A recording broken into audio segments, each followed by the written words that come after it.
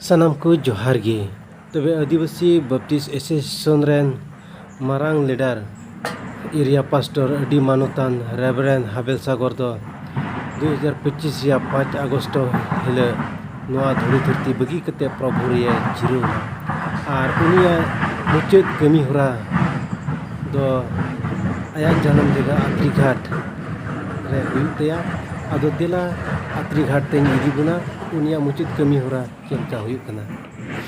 तबे बया को नय आत्रीघाट सेटेरना और उनिया जन्म ओड़ा से गोबा ओड़ा रे सेटेर कना और नय अडी उतर हर को जरवाव कना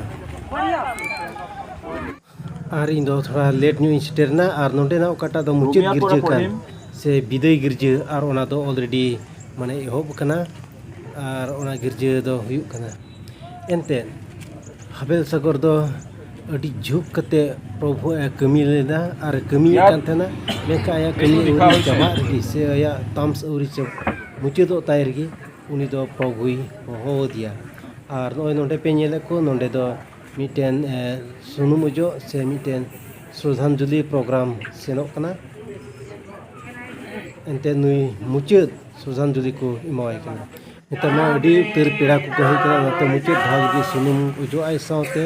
नुई मान को इमाय कना जीजन पापियाइबो जीसु বিশ্বাস করিব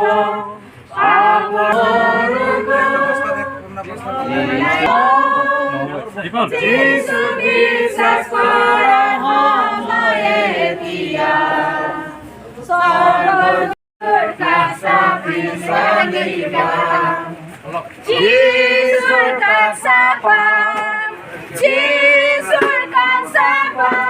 तबे नितो दो कबर तिको इदी कना ओंडेगी मुचित कमी दो हुया तबे होय पेनेल को अडी गादिल गादिल हर नोंडे कबर ठेन को हुयुक कना एनते आदिवासी एसोसिएशन लतार मिना मिमी मांडीर कोरेन और मिमी कमिया को और अडी उतर पेड़ा गोष्ठी को हेज कना ओनाते अडी गादिल हरगी जराव कना एनते अडी दुख बुझे कना नुकान गकुड़िया और मौज लीडर नोआ धुरीहंती खन ने चलाव जिरो दो से बगी बुन दो ओनाते अडी उतर हरगी नुया मुचेद कमी होरा लगित को हेज कना मुचेद कमी लगित ते ओय पेनेल को हजुर गी मिना को और उनी ढेर हर को हेजना से को हजु कना ओय पे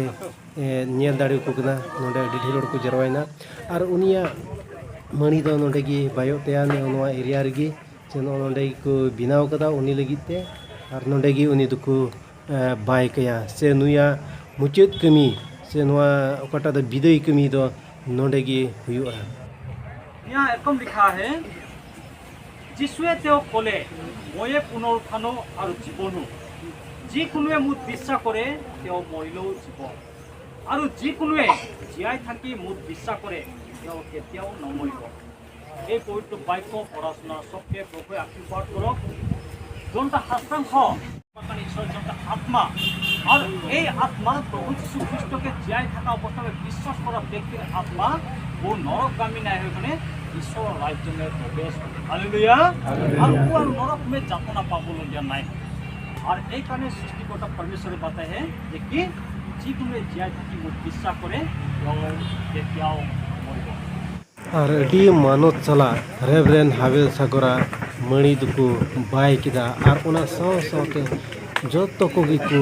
हसाव दिया और जतो हर कटी लटू जतो कोगी हसाव आइसैते तिहिन नुई रेवरेन हाबेल सागर दो जायजो धबी लगी विदा कदिया नोआ धुड़ी धरती को मा सनाम को जोहार गी।